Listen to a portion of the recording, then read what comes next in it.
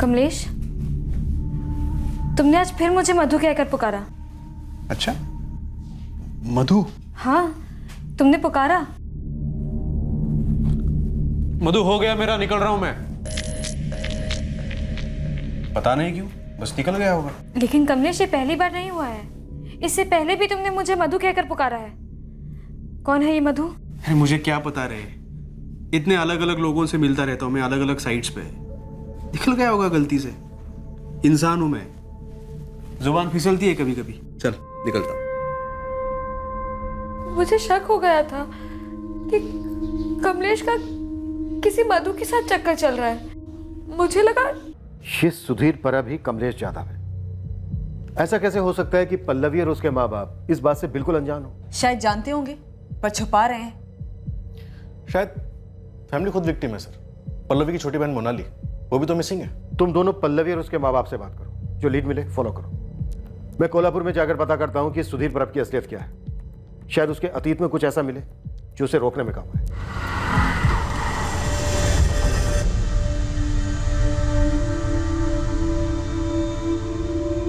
Inspector मिलन, मैं इस बात से वाकिफ हूँ, लेकिन मुझे ज्यादा फिक्र है उसके अगले शिकार की। अगर आप इस सुधीर परब का फोटो पब्लिक कर देंगे तो वो उसे अलर्ट कर देगा। पर रचना, रेड अलर्ट जारी नहीं करना उन लोगों के लिए खतरा बढ़ा देगा जो सीरियल किलर के अगले शिकार होंगे। इंस्पेक्टर मिलन, मैं गलत हो सकती हूँ, लेकिन मुझे लगता है कि आपको ये ऑपरेशन सीक्रेट रखना चाहिए। आपको अपनी पुलिस टीम्स और खबरियों को महाराष्ट्र के अलग अलग शहरों में भेजकर इस किलर के पास पहुंचना चाहिए। आप इसका फोटो पब्लिक कर देंगे तो वो शायद अंडरग्राउंड हो सकता है, और फिर पता नहीं वो कौन कौन से शहरों में जाके किन किन औरतों को अपना शिकार बनाए। बहुत शातिर आदमी है। ओके रचना, एक पॉइंट तक ये ऑपरेशन सीक्रेट रहेगा, पर ज्यादा देर नहीं। एक जगह कमलेश यादव, दूसरी जगह सुधीर परब, जहां से अरेस्ट हुआ था। पता नहीं किस नाम से ऑपरेट करता है।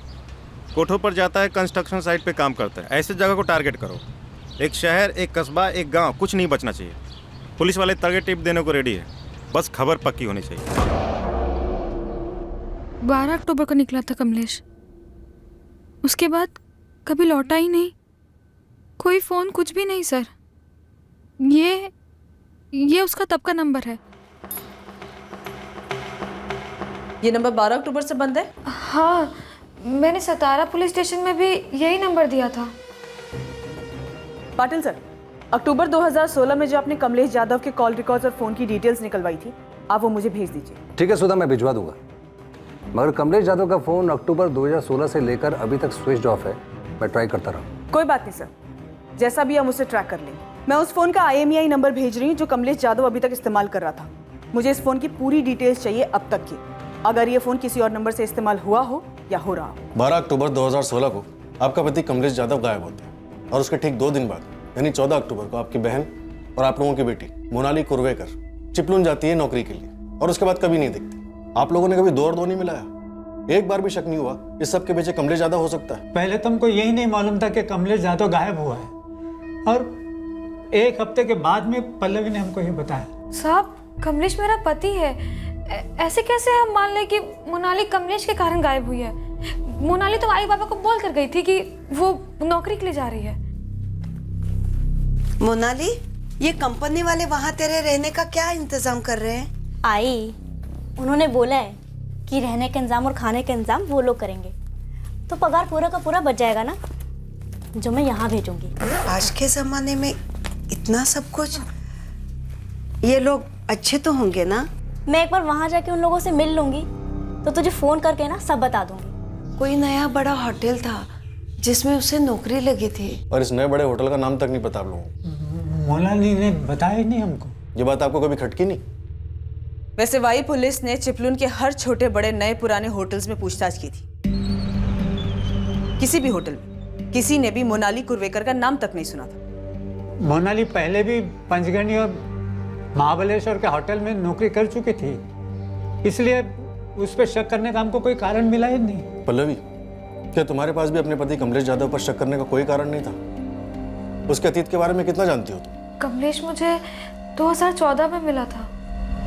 वो हम कामगारों का सुपरवाइजर हुआ करता था। सब उसे बहुत पसंद करते थे, मैं भी पसंद करती थी। ये मास्क पहनने से कम धूल फेफड़ों में जाएगी। ऐसे समझ में आया? इससे तबीयत कम बिगड़ेगी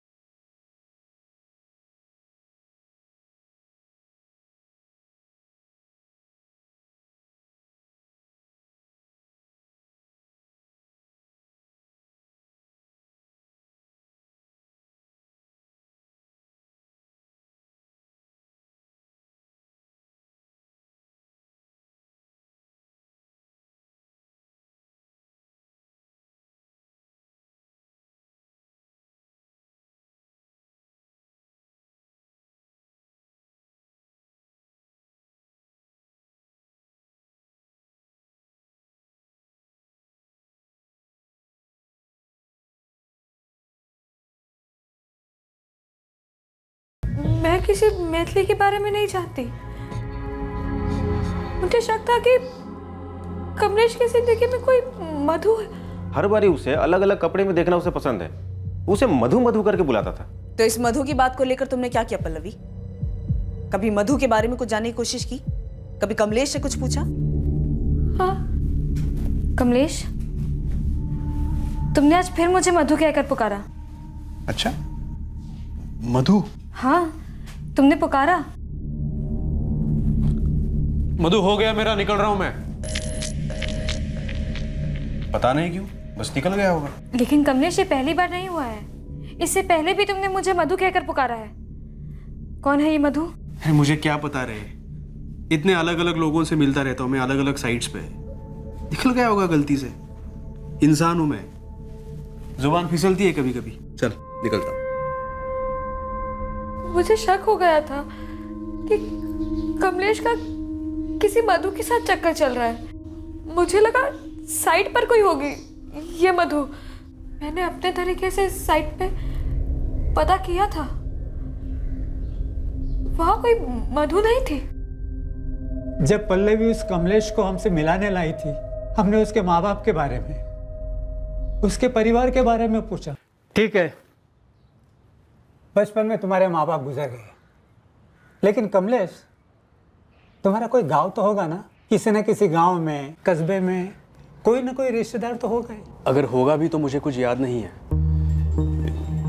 इतने साल अकेला रहा हूँ, कुछ याद ही नहीं है बचपन के बारे में। लेकिन मेरे बाबा ने मेरे लिए काफ़ी कुछ छोड़ रखा था। उसी से मैंने अपनी इंजीनियरिंग कंप्लीट की। सब खुद किया मैंने। हाँ, कुछ रिश्तेदार थे ज़रूर, लेकिन उनका रिश्ता सिर्फ पैसों से था। लेकिन मैंने किसी को भी अपने करीब नहीं आने दिया। तो तुम्हारे बाबा क्या करते थे? बिल्डर थे। काफ़ी कुछ ज़मीनें छोड़ी है मेरे लिए, पुणे में, मुंबई में। ज़मीनें हैं पुणे में, मुंबई में, इंजीनियरिंग पढ़े हो और इस सब के बावजूद कामगारों के सुपरवाइजर बने। हाँ, क्योंकि बाबा ने जो छोड़ा है वो कहीं भागा तो नहीं जा रहा है। और वैसे भी मुझे लोगों के साथ काम करना बहुत अच्छा लगता है, उनके बीच रहकर काम करना बहुत अच्छा लगता है मुझे। पल्लवी बेटा, मैं घुमा के बात नहीं करूंगा, सीधे बोलूंगा। कमलेश ये आदमी मुझे टेढ़ा लग रहा है। वो कोई टेढ़े वेढ़े आदमी नहीं है, उन्हें वाकई लोग पसंद करते हैं। आप ना कभी साइट पर आके देखो, कमलेश की लोग बहुत इज्जत करते हैं। आई, उन्हें लोग सच्ची प्यार करते हैं क्योंकि वो दिल से लोगों की मदद करते हैं। ये सब बातें अपनी जगह पल्लवी, लेकिन जो आदमी अपने खानदान का नाम तक नहीं लेता, कहता है कि रिश्तेदारों को दूर कर दिया, ये क्या बात हुई? सबसे बैर तो नहीं हो सकता, जबकि वो कहता है कि उसे लोग पसंद है। आप लोगों ने उसे सही तरीके से नहीं देखा है। मैंने देखा है बाबा। हमने जिंदगी देखी है बेटा पल्लवी। मैं इस शादी को अपनी रजामंदी नहीं दे सकता। पल्लवी प्यार में अंधी हो गई थी, कमलेश से शादी कर ली, हमको अंधेरे में रखा और हमें तब बताया जब कमलेश इसे छोड़ के चला गया। इसलिए कमलेश के गायब होने में और मोनाली के गायब होने में कोई लेन देन है, ये हमें सूझा ही नहीं। मुझे अभी भी नहीं लगता कि कमलेश ऐसा कुछ कर सकता है। कैसा कुछ पल्लवी? क्या यकीन नहीं होता है कि तुम्हारा पति कमलेश मोनाली को भगा के ले गया है? वो तो हम भी नहीं कह रहे हैं, क्योंकि वो अभी साबित नहीं हुआ है। लेकिन कोल्हापुर में जो मर्डर हुआ है वो तुम्हारे पति कमलेश ने खुद कबूल किया है। तुम्हारा पति कमलेश दरअसल खूनी सुधीर परब है, जो कि शायद ये भी उसका असली नाम ना हो, और जो खून उसने किया है शायद वो खून भी उसका पहला खून ना हो। पल्लवी जाधव से हम सिर्फ ये जान पाए कि उसे और उसके परिवार को किस तरह कमलेश जाधव और सुधीर परब ने दगा दिया था। उसके सीरियल किलर होने की तरफ कोई इशारा नहीं मिल रहा था, पर कोल्हापुर से हमें इस केस के लिए एक मजबूत ठोस लीड मिलने वाली थी। पर क्या ये लीड हमें इस सीरियल किलर तक पहुंचाएगी, ये देखना बाकी है।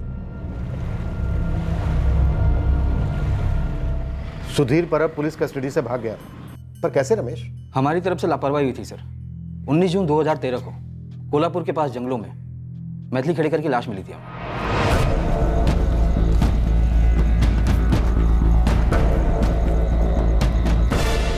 और अब जब आप अपने केस के बारे में बता रहे हो, मुझे याद आ रहा है कि हमें मैथिली खेड़ेकर के पर्स में से एक पैन कार्ड मिला था किसी सचिन पांडे नाम के आदमी का। पर आपके ही केस की तरह मैथिली को भी बेहोशी की वही दवा पिलाई गई थी, एल्केजरॉन। मडगांव के केस में भी वही ड्रग्स इस्तेमाल हुई रमेश, और ना जाने कितने केसेस में ऐसा हुआ होगा। जिसका पैन कार्ड मिला था मैथिली के पर्स में, उस सचिन पांडे का क्या कहना था? इससे पहले कि हम सचिन से बात करने उत्तर प्रदेश जाते हैं, लाश की पहचान हो चुकी थी। हमें पता चल गया था कि लाश मैथिली खेड़ेकर की है। कैसे? मैथिली पास ही कंस्ट्रक्शन साइट पर कामगार थी, सुधीर परब के साथ रहने लगी थी। ये तो मैथिली है, हमारे साइट की कामगार थी। किसी से भी पूछ लीजिए, सब लोग यही कहेंगे कि मैथिली का और लेबर सुपरवाइजर सुधीर परब का चक्कर चल रहा था। ये उसके साथ उसके घर पे रहने लगी थी। कब से? यही कोई 4-6 महीने से। ये लेबर सुपरवाइजर सुधीर परब कहाँ है? 4-5 दिन पहले नौकरी छोड़कर चला गया। उसका कोई पता वता नंबर कहीं लिखा है? हाँ जी बिल्कुल है ना, 2 मिनट दीजिए। मतलब सुधीर परब आसानी से हाथ लग गया? हाँ, पर अब मुझे लग रहा है कि शायद उस दौरान सुधीर ने कत्ल करना शुरू नहीं किया था। शायद मैथिली उसकी पहली शिकार थी। पर उसने सचिन पांडे का पैन कार्ड तो छोड़ा था पीछे, इन्वेस्टिगेशन को भटकाने। पर उस तक जाने की बजाय सीधे सुधीर परब को उसके घर से उठाने निकल पड़े रत्नागिरी। कत्ल के बाद सुधीर अपने घर में छुपा बैठा था।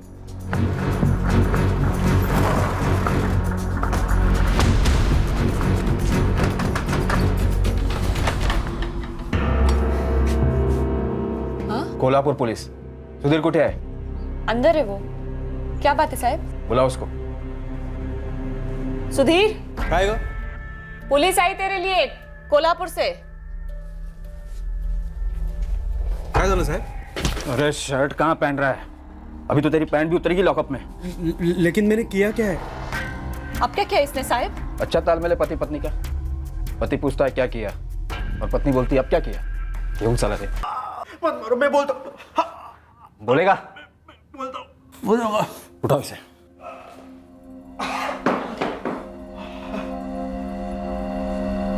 बोलता हूँ मैं बोलता हूँ। मैंने मैथिली को मारा। पहले पूरी कहानी बकेगा तू, फिर सोचेंगे मारे या ना मारे। पक गया था सर मैं। शादी करो शादी करो शादी करो, वही रिकॉर्ड बजाते रहती थी हमेशा। मुझे तो सिर्फ सोने से मतलब था। इतना ऊब गया मैं कि खलास कर दिया उसको।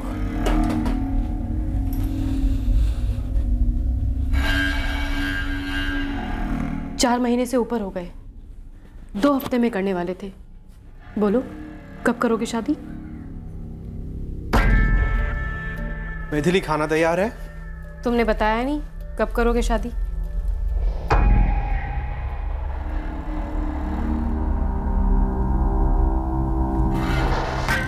पहले ये बताओ शादी कब करेंगे हम? हाथ भी नहीं लगाने देती थी मुझे। शादी करो वही रिकॉर्ड बजाते रहती थी। फिर एक दिन मैं बोला उसे, रुक आज ही करते हैं शादी। लेके गया मैं उसे तब जंगल में। हाँ,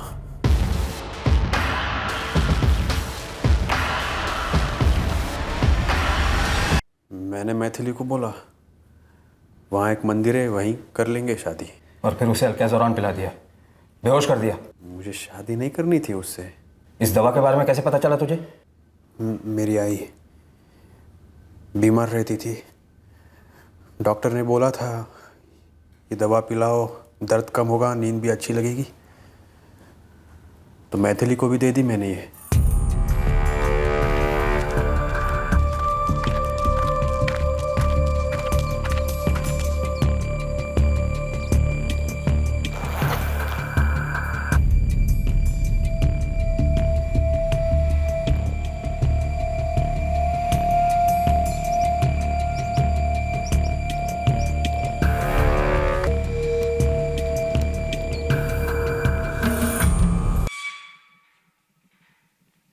हमने चार्जशीट फाइल कर दी। हमारी रिमांड खत्म होते ही सुधीर को जुडिशियल कस्टडी में भेजा गया। सुधीर पर अब अंडर ट्रायल था, उसके केस की सुनवाइयां होनी थी, पर उसके पहले ही जुडिशियल कस्टडी में सुधीर ने आत्महत्या करने की कोशिश की। कैसे? सुधीर के सेल में जो उसके साथी कैदी थे उनसे शिकायतें आती थी कि सुधीर परब उन सबके लिए परेशानी बन गया है। ये सुधीर परब सेक्स एडिक्ट था, जेल में उसकी तलब पूरी नहीं हो रही थी तो वो वहाँ के कैदियों के साथ उल्टी सीधी हरकतें करता था। आप समझ रहे हैं ना? हमने जब सुधीर की पत्नी शीतल को मैथिली खेड़ेकर के कत्ल के बारे में बताया तो वो उतनी चौंकी नहीं। वैसे मेरे कर्म फूटे थे साहब। जो मेरे माँ बाप ने मुझे उस जानवर के गले बांध दिया। जेल से भी शिकायत आ रही है, उल्टी सीधी हरकतें करता रहता है वो दूसरे कैदियों के साथ। उस हलकट को तो कोई भी चलेगा, कुछ भी चलेगा और कहीं भी चलेगा।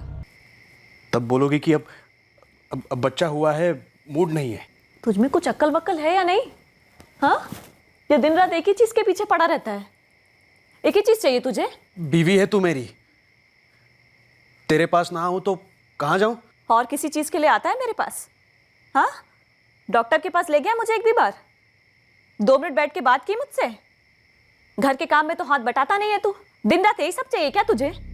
इसीलिए शादी करके लाया? सो जा चुपचाप। मैं बता नहीं सकती साहिब क्या क्या करता था वो। एक दिन अचानक छोड़कर कोल्हापुर चला गया और फिर वापस लौट आया। क्यों लौटा? रोज औरत जो चाहिए थी उसे, और कुछ नहीं दौड़ता था उसके दिमाग में इसके अलावा। उसके बच्चे को जन्म दिया था मैंने, एक पैसा नहीं दिया उसने आज तक। पैसे मांगती तो कहता जा अपने माँ बाप से मांग। सब बच्चा छोटा था इसलिए कमा नहीं पाई मैं। और वो वहशी क्या कर रहा था? वहां कोल्हापुर में किसी और औरत के साथ सो रहा था, झूठे वादे कर रहा था शादी के, फिर उसका कत्ल कर दिया। शायद इसलिए लौटा होगा मेरे पास, कत्ल के इल्जाम से बचने के लिए, वरना वो क्यों लौटता मेरे पास? तब से थी, और शायद जेल से भागने की वजह भी वही थी।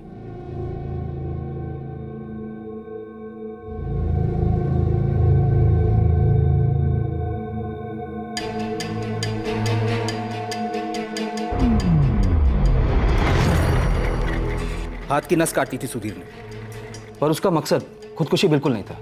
यह हमें बाद में समझ में आया। हॉस्पिटल में पहले 2 दिन चुपचाप पड़ा रहा। तीसरी रात को हमारे कांस्टेबल कांबले को चकमा दे गया।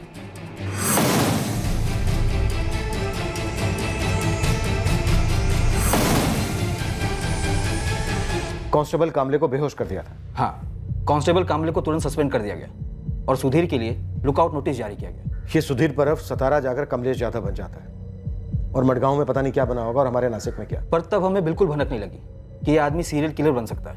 यही तो मार खाते हैं। ऑलरेडी एक मर्डर में फरार कातिल ऐसा जुर्म दोबारा कर सकता है, सोसाइटी के लिए कितना बड़ा खतरा बन सकता है। इस पॉसिबिलिटी को, इस गंभीरता को समझते ही नहीं।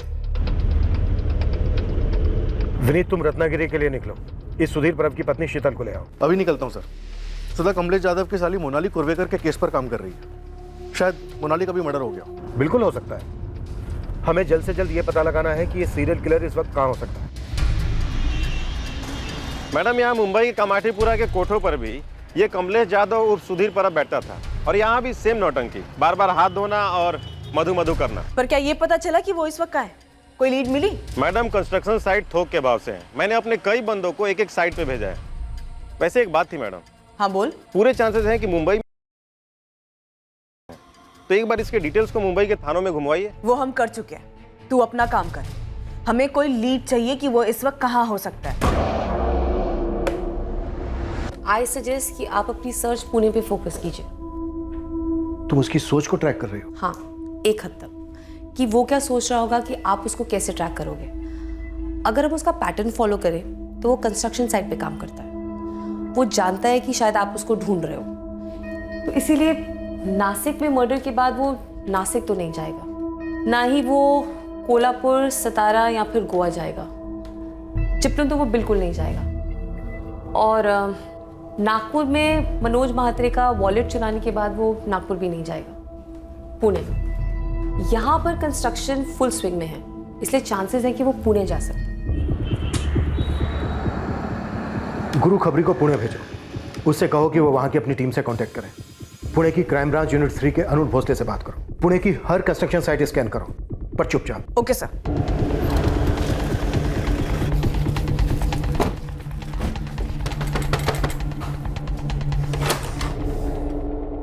नासिक क्राइम ब्रांच, ग्रामीण विभाग। अब क्या है साहिब? भाई, तुम्हारा पति सुधीर। वो अब मेरा पति नहीं है। क्या चाहिए आपको? शीतल, हमें उसे ढूंढने में तुम्हारी मदद चाहिए, इसके पहले कि वो एक और औरत को अपना शिकार बनाए। एक आए रे बाबा, अभी 2 हफ्ते भी नहीं हुए तुम्हें काम पे लगे हो और तुम्हें नौकरी छोड़नी है। ऐसा क्या हो गया जगदीश? इससे अच्छी नौकरी मिल गई अश्विन जी। जगदीश, ये नौकरी भी तो काफी अच्छी है। इसके लिए मुझे अपने सेठ लोगों से बात करनी पड़ी, उन्हें मनाना पड़ा, और अब तो वो लोग भी तुम्हारे काम से बहुत खुश हैं। मैं नई नौकरी में ज्यादा खुश रहूंगा अश्विन जी। आज मेरा आखिरी दिन है, कल से नहीं आऊंगा।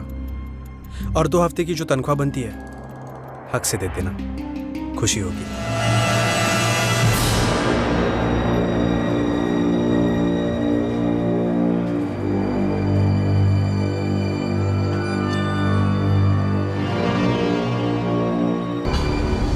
इसे तो तुम जानती हो, कोल्हापुर में इसकी लाश मिली थी 2013 में, गोवा मडगांव 2014। इस औरत की अभी तक पहचान नहीं हो पाई है। ये मोनाली कुरवेकर चिपलून से गायब हुई। इसकी बड़ी बहन पल्लवी से शादी की सुधीर ने, कमलेश जाधव बन के, सतारा में। पहले वो गायब हुआ, उसके 2 दिन के बाद मोनाली गायब हुई। हमें शक है सुधीर ने उसके साथ कुछ किया होगा, लेकिन हमारे पास कोई ठोस सबूत नहीं है। मैं सुधीर को कभी पहचान नहीं पाई साहिब। उस लीचड़ आदमी के साथ मेरा सिर्फ इतना ताल्लुक था कि मैं बदकिस्मती से उसकी पत्नी थी, और यही मेरी सबसे बड़ी गलती थी। जब पुलिस उसे पकड़ कर ले गई, उसके बाद मैं उससे कभी नहीं मिली। जब वो जेल से भाग गया, पुलिस आई थी पूछताछ करने, तब भी मैंने यही कहा था, और आज भी मैं यही कह रही हूँ साहब कि मैं सुधीर के बारे में कुछ नहीं जानती, सच में। शीतल, अगर सुधीर के बारे में कोई कुछ जानता है और बता सकता है तो वो सिर्फ तुम हो। सुधीर की माँ यहाँ रहती थी, जो 2012 में गुजर गई। उससे ज्यादा और कुछ नहीं जानती मैं। हम उसे पुणे में ढूंढ रहे हैं। वहां उसका कोई दोस्त या रिश्तेदार हो सकता है, कोई अंदाजा है तुम्हें? मैं क्या अंदाजा लगाऊं साहिब, सुधीर को कभी मैं पहचान ही नहीं पाई। बस इतना जानती थी कि उस आदमी में हवस भरी पड़ी थी, लेकिन वो इतनी औरतों का खून कर देगा, ये कभी नहीं सोचा था मैंने। हाँ, भगवान से इस बात का शुक्रिया अदा करती हूँ कि उसने मुझे नहीं मार डाला। किसी मधु को जानती हो तुम? मधु? मधु? कौन मधु? मैं तो पहले दिन से बोल रहा था, इस कमलेश पर भरोसा नहीं किया जा सकता। शुक्र है पल्लवी उसने तुझे छोड़ दिया, कहीं हमारी मोनाली उसके चुंगल में तो नहीं फंसी। उसके अब तक के सारे मर्डर्स में एक सिर्फ मैथिली है जिसको उसने मारने से पहले सेक्सुअली असॉल्ट नहीं किया, और मैथिली को मारने का रीज़न ये था कि वो उसके साथ किसी बंधन में बंधना नहीं चाहता था। वो कोई इमोशनल रिलेशन नहीं चाहता। एक बार उसकी फिजिकल नीड पूरी हो जाती है, उसके बाद वो औरत उसके लिए मायने खो देती है। वो औरत को जैसे एक जीतने वाली चीज़ समझता है, और एक बार जीत हासिल हो गई उसके बाद वो आगे बढ़ना पसंद करता है, जैसे कि पल्लवी के साथ हुआ। पल्लवी उसको बहुत आसानी से मिल गई, लेकिन हो सकता है कि पल्लवी की बहन मोनाली, वो शायद उसके लिए एक चैलेंज हो, एक चुनौती। तो पल्लवी और उसके परिवार को कभी पता ही नहीं लगा होगा कि ये सुधीर उर्फ कमलेश उनकी बेटी मोनाली पर घात लगाए हुए था।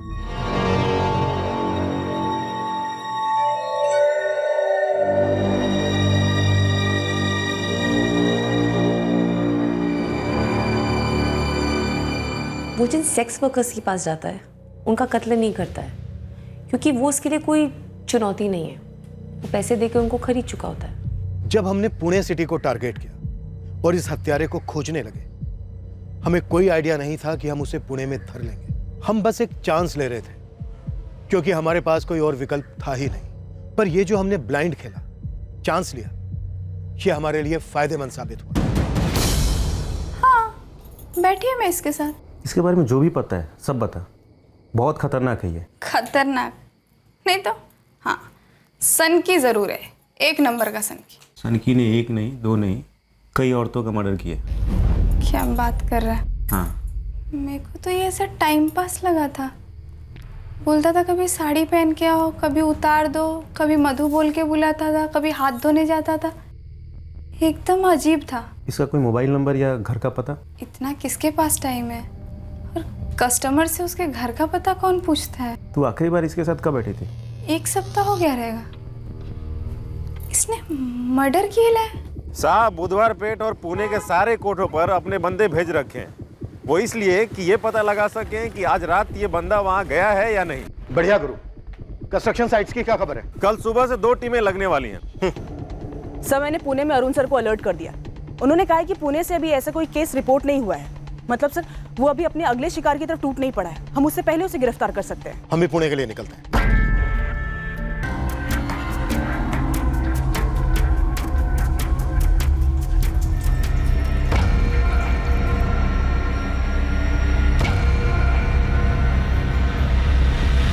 राजू, दीपक, आज ही आजूबा को तकलीफ मत देना।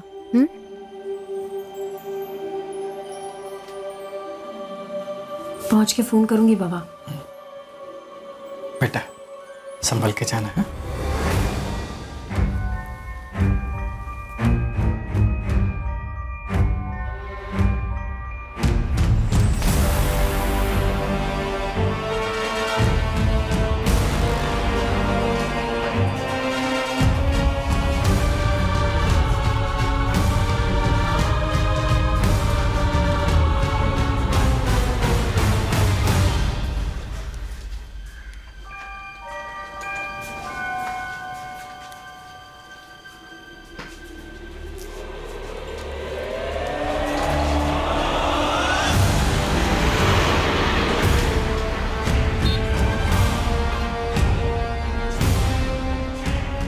आगे ना एक मंदिर है, मेरा कब से मन कर रहा है वहां जाने का।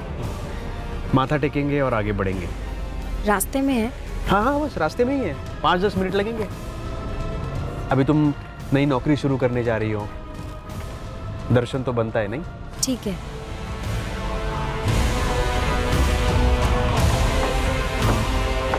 The number you have called is currently switched off. भाई, ये आदमी जगदीश माने के नाम पर यहाँ लेबर सुपरवाइजर के तौर पे काम करता था। परसों ही नौकरी छोड़ी है इसने और उसका फ़ोन भी स्विच ऑफ आ रहा है। क्या हुआ? किया क्या जगदीश ने? बहुत बड़ा कांड किया, सनकी है बंदा। मुझे भी लगा था ऐसा। यहाँ कहाँ रहता था? चकभूषण टेकरी के पास घर है इसका।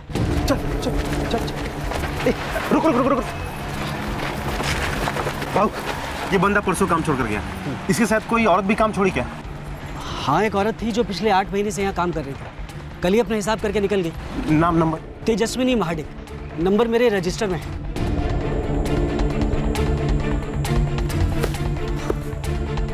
जगदीश, और कितना दूर है? बस यही है, 10 मिनट में पहुंच ही जाएंगे। तब तक ये ठंडा पी लो।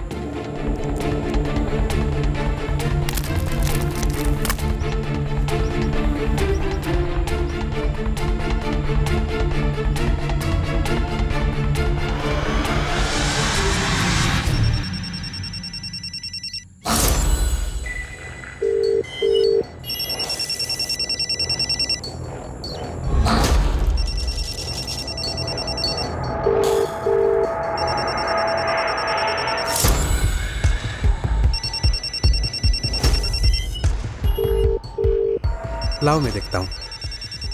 ये अचानक इतनी नींद क्यों आ रही है? धूप की वजह से आ रही होगी। तेजस्विनी फोन नहीं उठा रही है। उसके घर का एड्रेस भी है मेरे पास। जल्दी तो जल्दी। अब इस तेजस्विनी का फोन स्विच ऑफ है। हाँ सर, मैं तेजस्विनी के घर ही जा रहा हूँ और 2 बंदे को खूनी के घर भेजा है। हम आधे घंटे में पुणे पहुंच रहे हैं। तुम जल्द से जल्द तेजस्विनी के घर पहुंचो। तुरंत मुझसे कांटेक्ट करो। तेजस्विनी यही रहती है? हाँ, क्यों? बुलाइए जरा। वो घर पर नहीं है। वो आज सुबह सोलापुर काम के लिए गई है। इसके साथ गई? नहीं, हम तो नहीं जानते इसको। हाँ, तेजस्विनी कह रही थी उसका कोई सुपरवाइजर है जगदीश माने करके, उसने एक अच्छी नौकरी दिलवाई है उसे। तेजस्विनी का और भी कोई नंबर जो अभी है उसके अलावा कोई नंबर?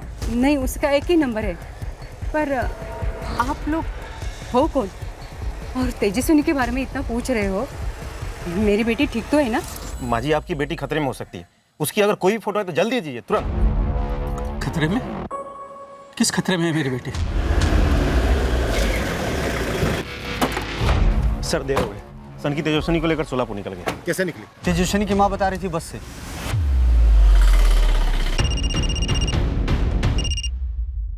बोलिए मिलिंद सर। अरुण, तेजस्विनी बस से निकली है सोलापुर के लिए उस आदमी के साथ। प्राइवेट बस या एसटी बस? कुछ और डिटेल है? नहीं है, पर मुझे लगता है एसटी बस से निकले हो। सर, हमारे इधर 2 डिपो हैं एसटी बस के। पहला पुणे स्टेशन पे, दूसरा शिवाजी नगर स्टेशन पे। मैं पता करता हूँ कि सोलापुर के लिए कौन कौन सी बसें निकली।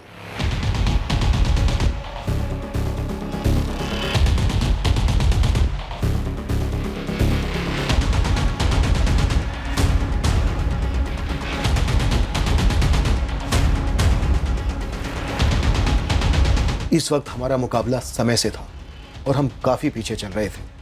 हमारा मुजरिम हमसे जितने करीब था उतना ही दूर भी था। वो हमसे एक कदम आगे ही था, पर फिर भी हमने हार नहीं मानी। हमने पुणे से निकलने वाली सोलापुर की हर एक एसटी बस को टटोला, ये समझकर कि मुजरिम अपनी टारगेट तेजस्विनी को एसटी बस में ले गया होगा।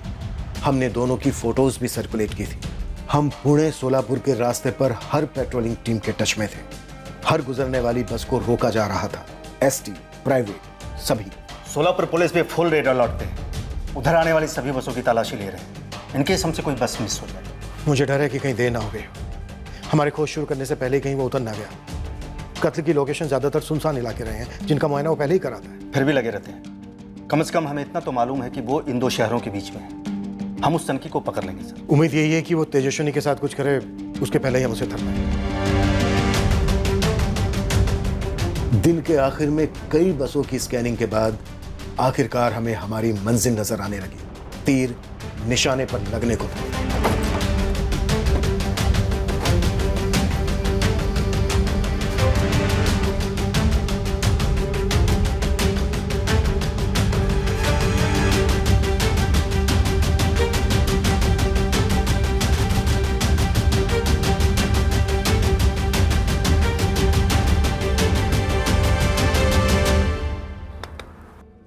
चल उधर नीचे धर।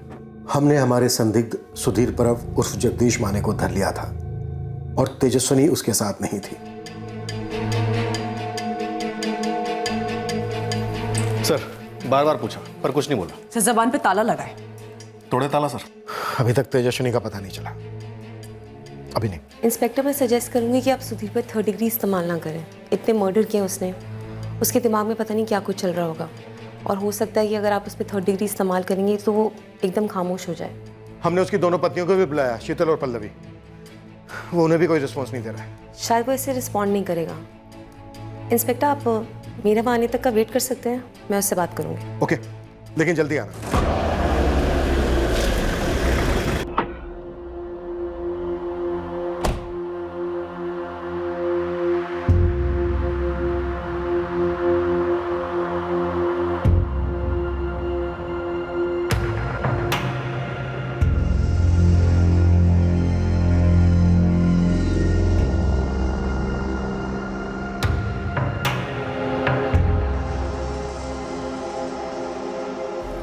ये औरतें आसानी से हाथ नहीं आ रही थी, है ना? तुम्हें 24 घंटे यही ख्याल रहता, यही सोचते रहते कि इनको पाना है, छूना है, इनके साथ सोना है, लेकिन इनको बता नहीं सकते कि ऐसा ऐसा है। सर तेजस्विनी की लाश मिल गई। कहाँ? पूना से लगभग 50 किलोमीटर दूर, सोलापुर की तरफ, जंगल इलाके में।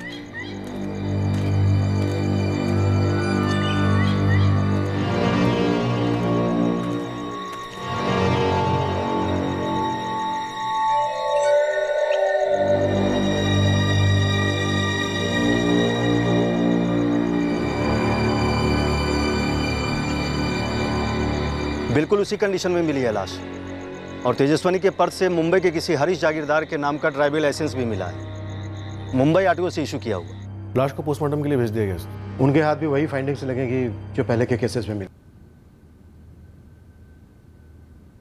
तेजस्विनी की लाश मिली। लेट हो गया। काफी। पता करना होगा इससे कि नासिक और मडगांव की वो दोनों औरतें कौन थी। बोलेगा, ये जरूर बोलेगा। सुधीर, एक खबर है तुम्हारे लिए। मधु आई है तुमसे मिलने।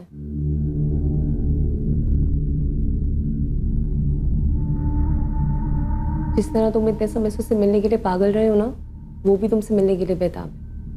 आखिरकार हमने उसे कांटेक्ट कर लिया। मिलोगी नहीं उससे? कहाँ है मधु? बाहर खड़ी है। बुलाऊं अंदर? जरूर बुलाऊंगी, लेकिन उससे पहले मेरी मदद कर दो। इन दो औरतों के नाम और पता बता दो।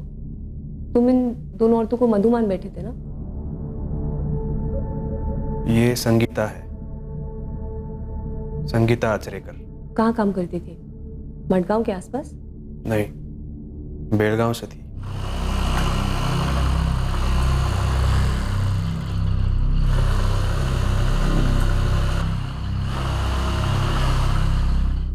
इस संगीता को तुम बेलगांव से मडगांव लेके आए थे किसी नौकरी के बहाने?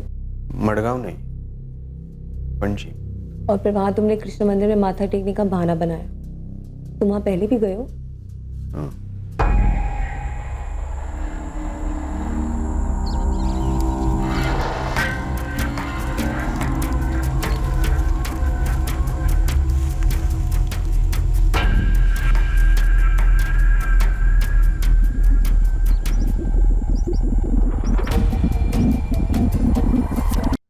और ये कौन है? मधु। मधु कहाँ है? कहाँ है मधु? सुधीर, बस तुम मुझे ये बता दो कि ये औरत कौन है। फिर मैं मधु को अंदर बुलाती हूँ। वो भी काफ़ी समय से तुम्हें मिलने के लिए इंतज़ार कर रही है। ये वैष्णवी है, वैष्णवी परदेशी। और तुम इसे नासिक कहाँ से लेके आए थे? सूरत से। ये किसी कंस्ट्रक्शन साइट पे काम करती थी? अब मधु को यहाँ बुलाओ। बस एक और सवाल, तुम्हारी दूसरी बीवी पल्लवी, उसकी छोटी बहन मोनाली, उसको क्यों मार डाला? लाश कहाँ है? हमने वाई और चिपलिन के बीच का चपा चपा छाना, लेकिन लाश नहीं मिली।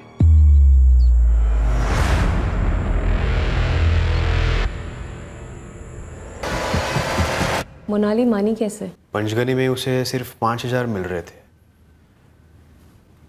मैं बोला चिपलुन में 12,000 मिलेंगे, रहने खाने का अलग से। कहाँ मारा उसे? महाड़ के पास। तुम उन जगहों को पहले वीडियो में उतारते थे, वीडियो रिकॉर्डिंग करते थे। कारण क्या था उन्हें मारने का? क्या दुश्मनी थी उन औरतों के साथ? मधु कहाँ है? क्या तुम इन औरतों को पहले अप्रोच करते थे और ये तुम्हारे साथ सोने से मना कर देती थी, इसलिए तुम इनकी ड्रिंक में बेहोशी की दवाई मिलाते थे और फिर इनका कत्ल कर देते थे? सुधीर, तेजस्विनी को मारने के लिए तुमने इसको इस्तेमाल किया, बाकी सबके मर्डर्स के लिए भी तुमने चाकू का इस्तेमाल किया। तुम लोगों की आइडेंटिटीज बड़ी चालाकी से चुराते, काफी शातिर प्लानिंग रहती होगी, नहीं? मधु कहाँ है? ये आदमी मानसिक रूप से प्रभावित जरूर है, पर ऐसा लगता नहीं कि इसको कोई गंभीर मानसिक बीमारी है। ये आदमी विकृत है। इसका दिमाग स्टडी करने के लिए इससे डिटेल में बातचीत करनी होगी।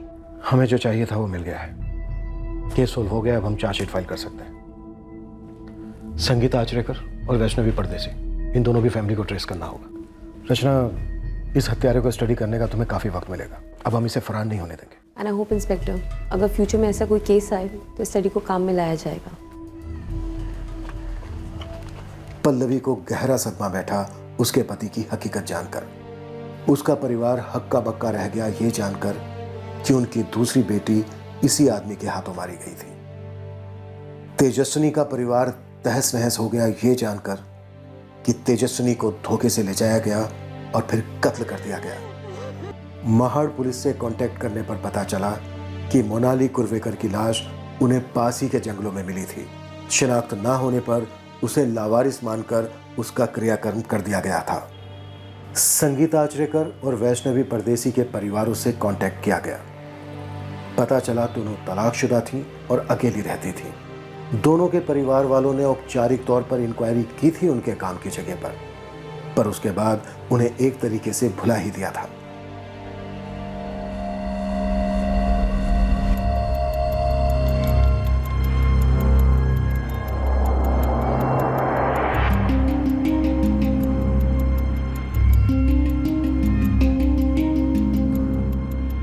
सुधीर, मधु कौन है?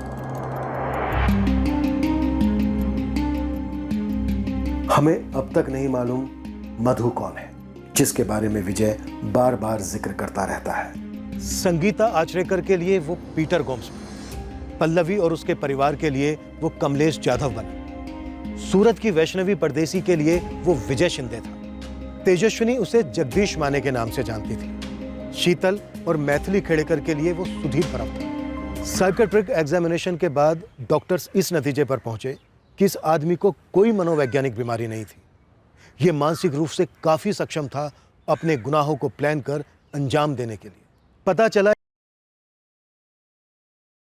इंसान है।